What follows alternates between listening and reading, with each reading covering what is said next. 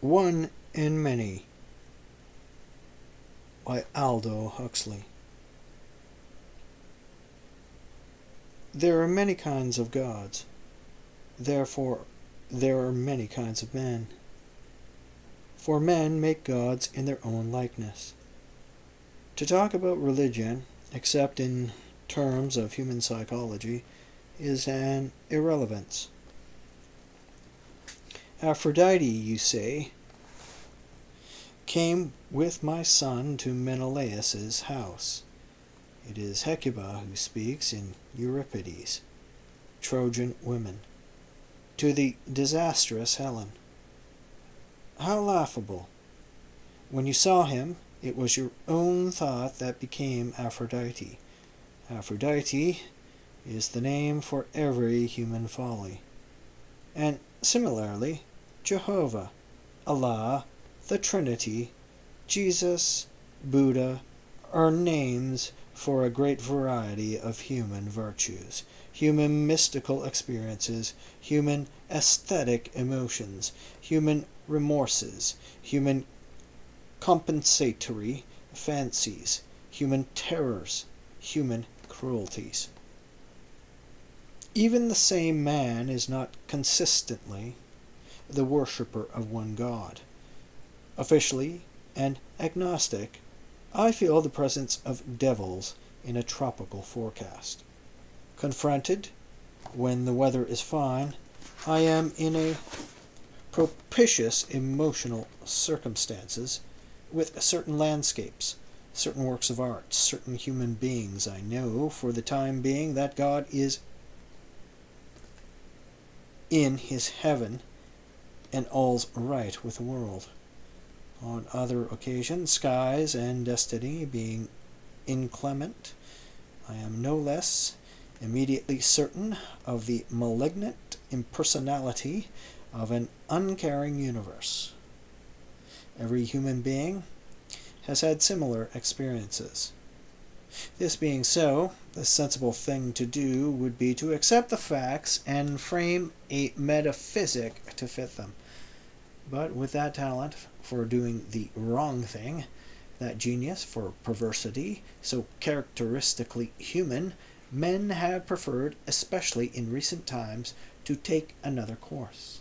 They have either denied the existence of these psychological facts, or, if they have admitted them, have done so only to condemn as evil all such experiences as cannot be reconciled in a logical system with whatever particular class of experience they have chosen, arbitrarily to regard as true and morally valuable.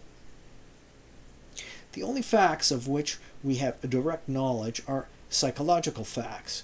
The nature of things presents us with them. There is no getting round them, or behind them, or outside them. They are there, given. One fact cannot be more of a fact than another. Our psychological experiences are all equally facts. There is nothing to choose between them. No psychological experience is truer, so far as we are concerned, than any other. For even if one should correspond more closely to things in themselves as perceived by some hypothetical non-human being, it would be impossible for us to discover which it was. Science is no truer than common sense, or lunacy, or art, or religion. It permits us to organize our experience profitably, but tells us nothing about the real nature of the world to which our experiences are supposed to refer. From the internal reality, by which I mean the totality of psychological experiences, it actually separates us.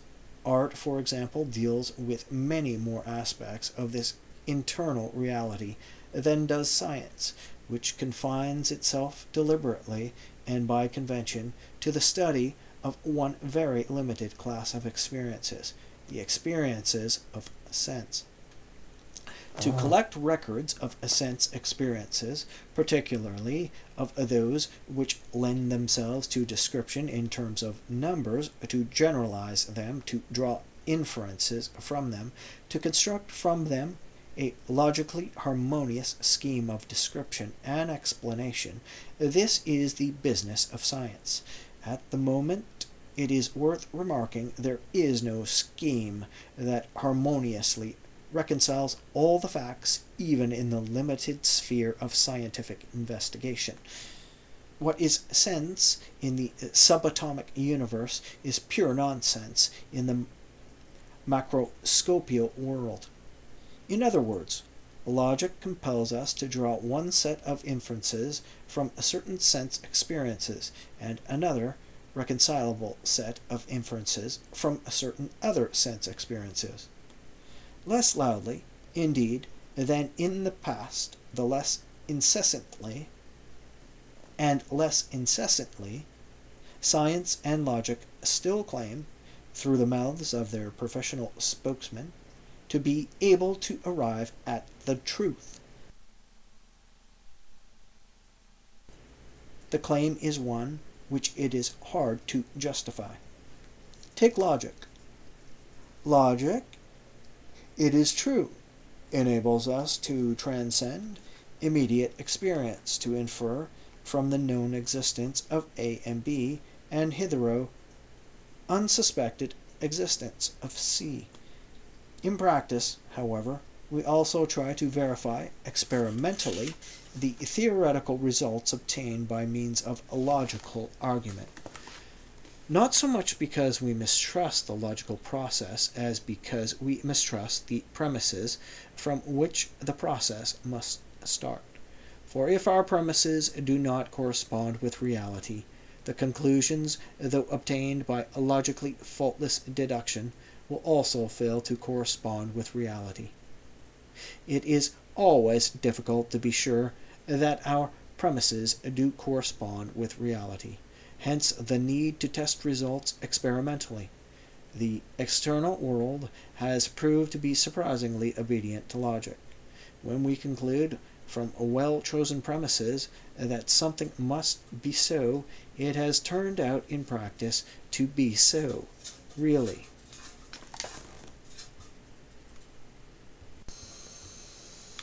Again.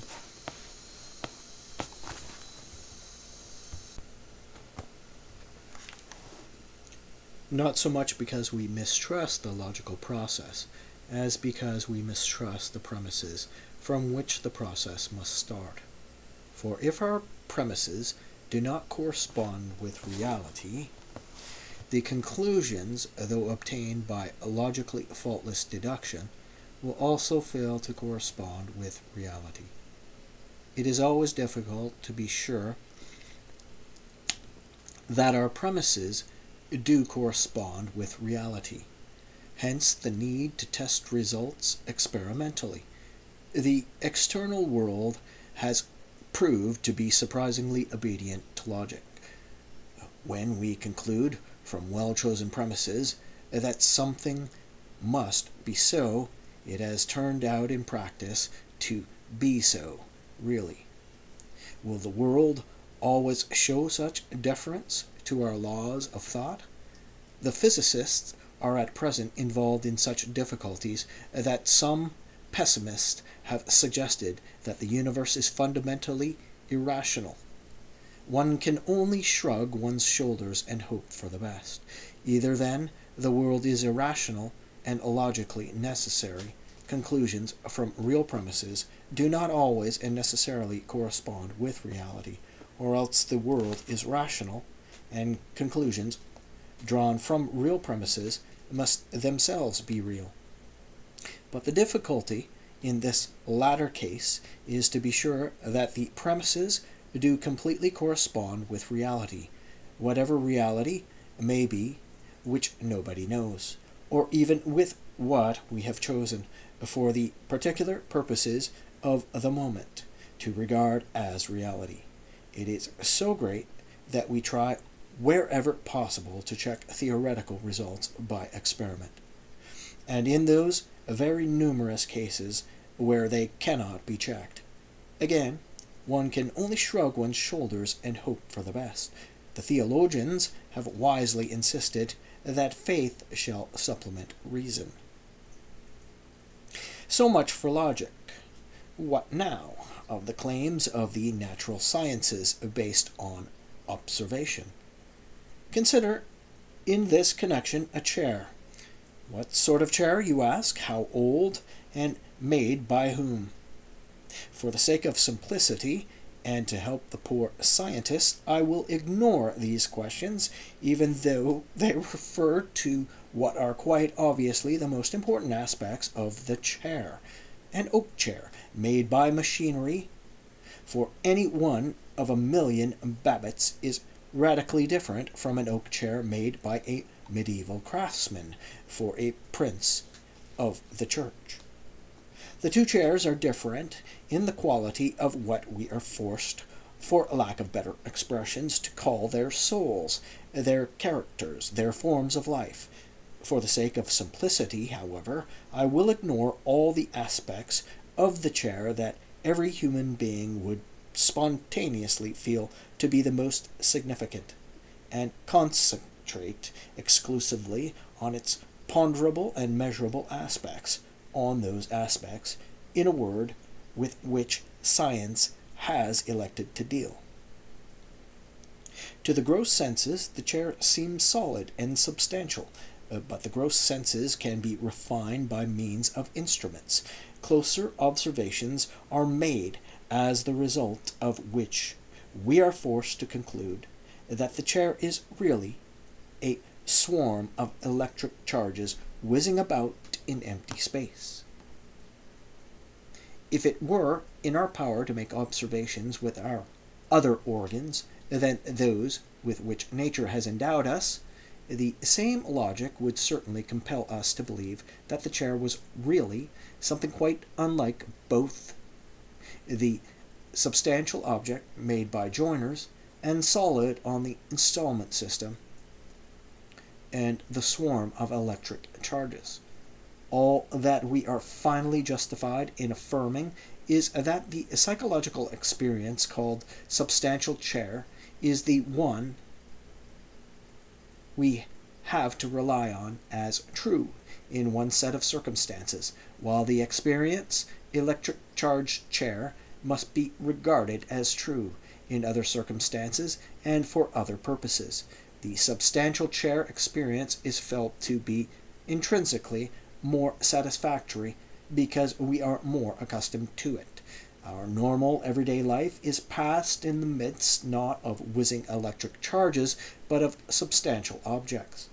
Both types of chairs are abstractions, but while the substantial chair is an abstraction easily made from the memories of innumerable sensations of sight and touch, the electric charged chair is a difficult and far-fetched abstraction from certain visual sensations so excessively rare they can only come to us in the course of elaborate experiments that not one man in a million has ever been in a position to make it for himself. What is the position in the hierarchy of truths of the individual sensations from which we abstract our substantial objects, collections of electric charges, or whatever else we care to fabricate from these elementary experiences? In practice, we are continually, and for the most part automatically, correcting our immediate sensations.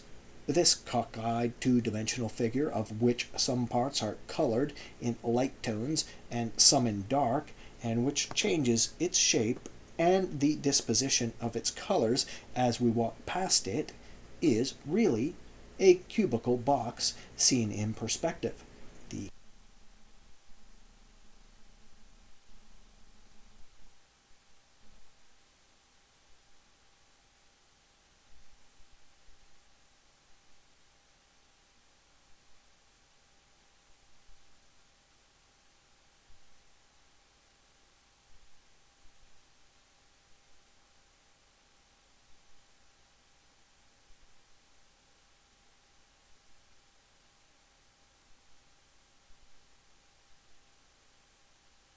up on that one.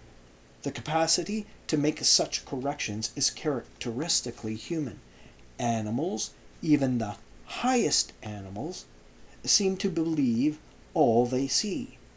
What they see, which is more or less what we see in its primitive, uncorrected state,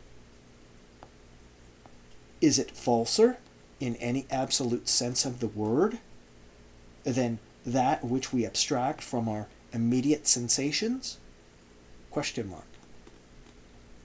Is the appearance, to use the phraseology of Plato, intrinsically and absolutely less true than the idea? Plato himself would have answered in the affirmative. Appearances are illusory. Ideas, our abstractions from remembered appearances, are true. But considering the matter with a little attention, we perceive that there is no more reason why an abstraction made after the fact should be nearer to the thing itself than an immediate sensation. It is only for certain strictly human purposes that the idea can be considered truer than the appearance. Abstracted from a mass of the most diverse sensations, the idea is a sort of lowest common measure of appearances. For the purpose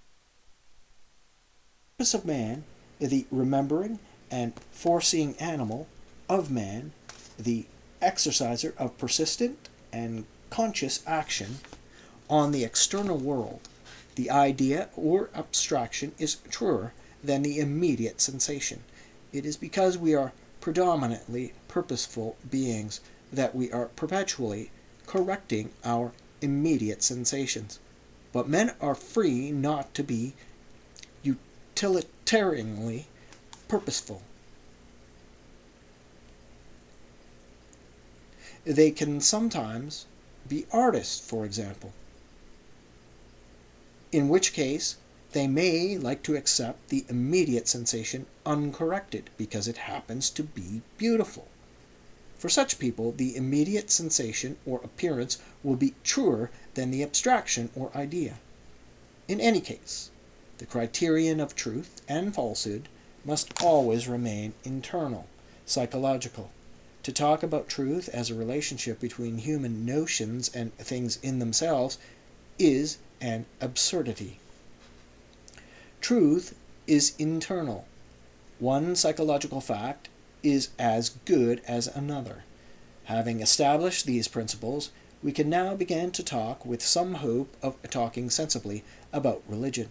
I believe in one God, affirms the churchgoer, and almost any right-thinking man would be ready, if you asked him what he believed in, to say the same, in one God. But why not in 64 gods, or 217 gods? Because monotheism is fashionable in 20th century Europe. Mr. Jones believes in one God because Mr. Smith believes in one God, and, incidentally, because a good many centuries ago, Plato and numerous Jews, including Jesus, believed in one God. But why did it ever occur to anyone to believe in only one God? And conversely, why did it ever occur to anyone to believe in many gods? To both these questions, we must return the same answer, because that is how the human mind happens to work. For the human mind is both diverse and simple, simultaneously many and one. We have an immediate perception of our own diversity and of that of the outside world. And at the same time, we have an immediate perceptions of our own oneness. Occasionally, also, in certain states, which may vaguely be described as mystical, we have an immediate perception of an external unity, embracing and paradoxically, but we actually experience the paradox, embraced by our own internal unity. We feel the whole universe as a single individual, mysteriously fused with ourselves. Moreover, by a process of abstraction, of a generalization, of logical reasoning, we can discover in the outside world a principle of unity, none the less genuine for the fact that we have very possibly put it there ourselves. If the world presents itself to me as a unity as well as a diversity, that is because I myself am one as well as many. If I were wholly diverse, a mere succession in time of unconnected states, I should obviously inhabit a wholly diverse universe, in which instant succeeded discrete instant, event followed causeless and resultless event incoherently. If, on the contrary, I were a simple perfected unity, my world would be as simply perfect as the universe inhabited by a stone. That is to say, it would be non-existent, since I myself should have no consciousness either of my own or of any other existence. For perfection is the same as non-existence, and undivided against itself, uncontrasted with diversity. The one is the equivalent of the nothing. We are aware of existing. Therefore, we are not merely one. We are conscious of remaining ourselves through inward and outward change. Therefore, we are not merely diverse. Given these peculiarities of human nature, it is easy to infer the peculiarities of divine nature. Men are both simple and diverse. Therefore, there are many gods, and therefore there is only one God. History confirms a theoretical conclusion. In certain tracts of space and time there is no God but God. In others, the local pantheons are overcrowded like so many slum tenements. In yet others, men have made a compromise in their mythology between unity and diversity. Olympus is no more a democracy, but a monarchy ruled by an emperor who chooses to delegate certain powers to his officials. It is generally assumed that belief in one God succeeds belief in many gods, and that this succession is in the nature of a spiritual progress. But monotheism is sometimes found, if we may believe the accounts of travelers in the most primitive societies. Nor are all the members of one society more than nominally of one faith. This is true, as Mr. Radin, a student of Red Indian habits and customs, has pointed out, even of rigidity in tolerant primitive communities. Belief in one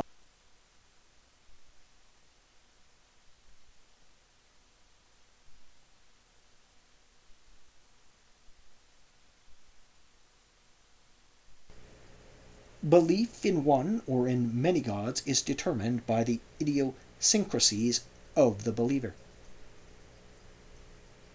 Not only among the Red Indians, but also among those who profess and call themselves Christians, atheists, theosophists, occultists, agnostics, and so forth, we can find, as well as nature's gentlemen and nature's cads, their Unitarians and their polytheists, her fetish worshippers, and her Neoplatonists. Orthodoxies may be strict, but the religion of any society is always extremely mixed. This is a fact which we must always and steadily bear in mind when we talk of contemporary monotheism. But even if we do bear it in mind, we are forced, I think, to admit that there has been a genuine trend in recent times towards a Unitarian mythology and the worship of one God. This is the tendency which it has been customary to regard as a spiritual progress. On what grounds? Chiefly so far as one can see, because we in the 20th century West are officially the worshippers of a single divinity. A movement whose consummation is us must be progressive.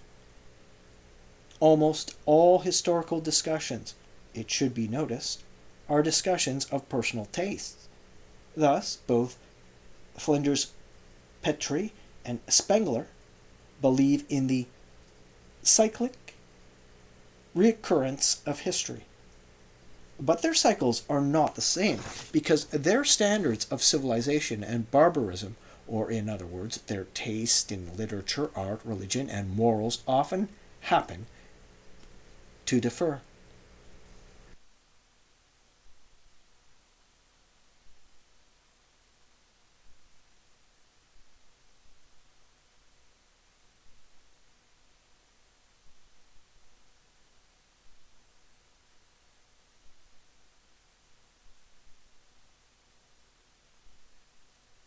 Most of the arguments for and against the reality of progress are similarly oblique statements of the arguer's personal taste.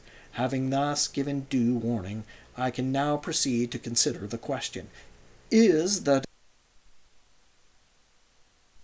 displacement of polytheism by monotheism a progress? Monotheism, as we know it in the West, was invented by the Jews. These unfortunate inhabitants of the desert found nothing in the surrounding barrenness to make them regard the world as richly diverse. It was easy for them to conceive the deity as one and disembodied.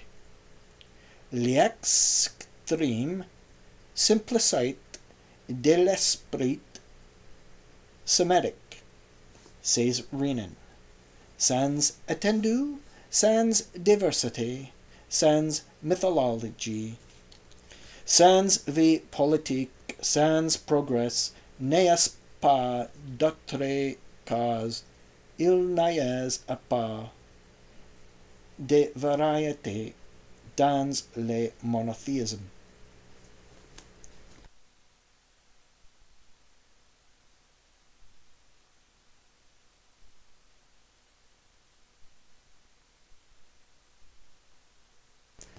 Conversely, he might have added, there can be no polytheism in minds by nature or by habit so sterile, so ungenerous of fruits. Except for a little literature, the Jews and Arabs produced nothing humanly valuable until they left their deserts, came into contact with the polytheistic races, and imitated their culture. Having made this utterly damning statement about the chosen race and its religion, Renan calmly proceeds to explain that the mission, the historical point of the Jews, was to tend the small flame of monotheism and to transmit it to the Western world. Their mission, in a word, was to infect the rest of humanity with a belief which, according to Renan himself, prevented them from having any art, any philosophy, any political life, any breadth or diversity of vision and progress. If the effects of pure monotheism are really those which Renan attributes to it, then it is obvious the passage from the worship of many gods to the worship of one cannot possibly be called a progress, at any rate, in the sphere of practical living. An enthusiastic monotheist will retort that progress in the art of life is not true progress, and that the only progress worth considering is that towards the truth. But such a statement, as we have seen, is quite meaningless. Monotheism and polytheism are the rationalizations of distinct psychological states, both undeniably existent as facts of experience, and between which it is quite impossible for us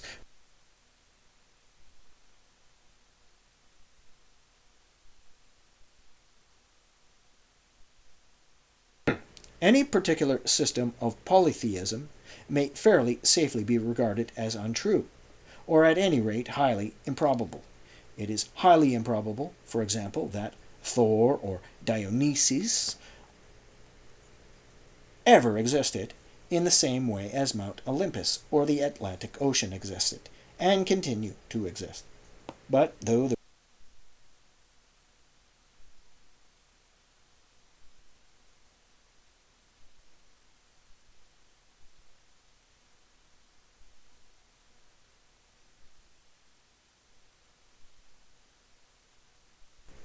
But though the real existence of the deities of any pantheon may be doubted, the existence of the internal and external diversity of which they are symbolical is undeniable. No less undeniable is the existence of some kind of inward and outward unity. But that this unity would really be the God of pure monotheism is as improbable as that the diversity should really be Apollo and Quetzalcoatl, Siva and Thor.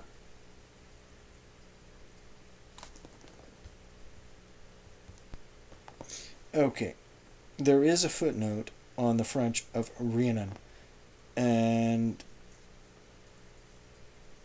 it is, in fact, the translation of that. What I'm going to do is go back up and reread the paragraph and not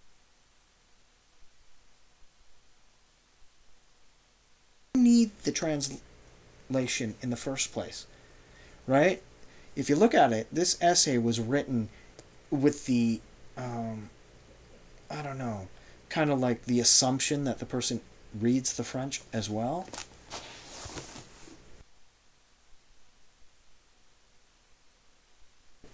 Read that again with the translation, because I don't.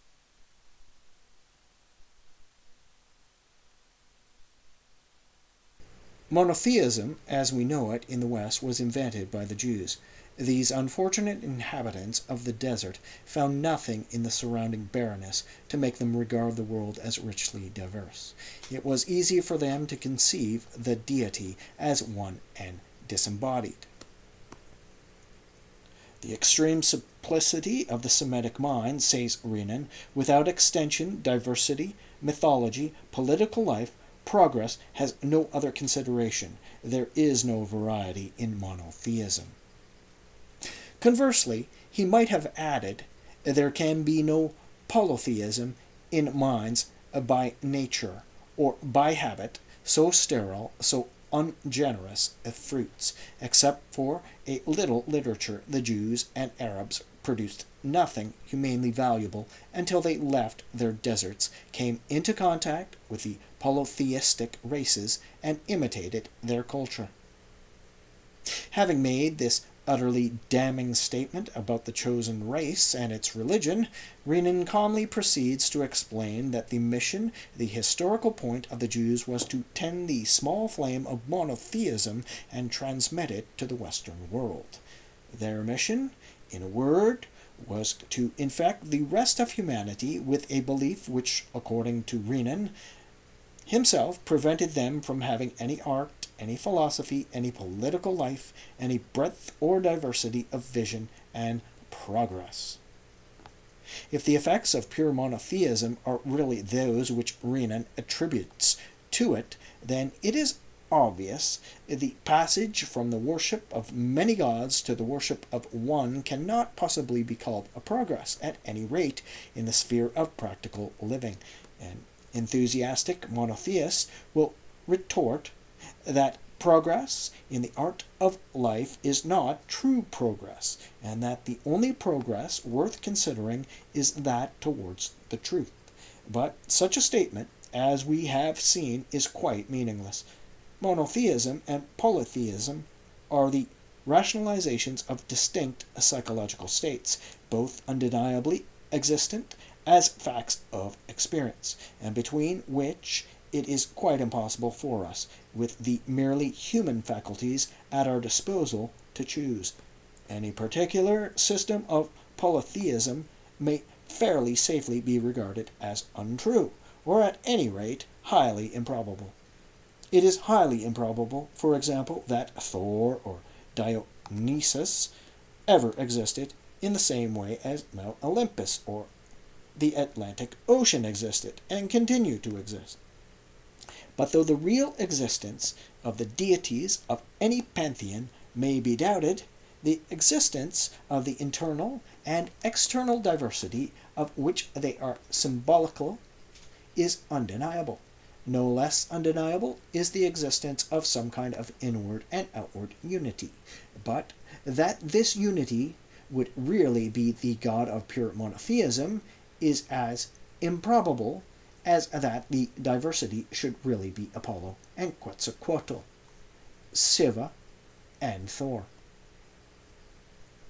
For a certain class of highly civilized men and women, any passage from the concrete to the abstract, from the sensed and the felt to the merely thought about, is a progress. The man whose activities are predominantly intellectual, who lives mainly with and for disembodied ideas, is regarded by these people, they are of course paying a graceful compliment to themselves, as being of a higher type than the man who lives to any considerable extent with the instinctive, intuitive, and passional side of this nature, in a world of immediate experiences and concrete things. In the sphere of practical living, as we have seen, the distinction, perhaps invalid theoretically, between the class of psychological facts, which we call the concrete, and that other class, which we call the abstract, is of the highest significance and must therefore be clearly drawn. To intellectuals of the kind I have described, polytheism seems a debased form of religion, its many gods too faithfully symbolize the diversities of the external world and of the instinctive and passionate side of human nature. A single, infinite, disembodied divinity is much more to their taste. For a long time, however, this God remains too grossly personal, and despite his infiniteness, anthropomorphic, to be wholeheartedly accepted by minds that are only perfectly at ease with algebraical symbols. The process of a slow mangling and gradual murder, which these people beautifully call the spiritualization of man's conception of the divine, must be carried to its extreme limit. Only when the last drop of living blood has been squeezed from the eternal arteries does God become fit to be worshipped by a high-class intellectual modernist. For by this time God has degenerated into an algebraic formula, a pure abstraction. He is no longer alive, no longer has the least connection with life. He has become simply a word, et praeterea nihil. From polytheism